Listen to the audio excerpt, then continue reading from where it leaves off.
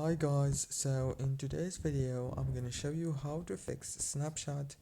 Something went wrong. First thing, open the settings and then go to the apps manager. When you open the apps manager, now scroll until you find Snapchat like this, click on it and then click on the force stop and then go to the permissions. Make sure that all the permissions are enabled, especially the storage permission. Go back and then click on the storage.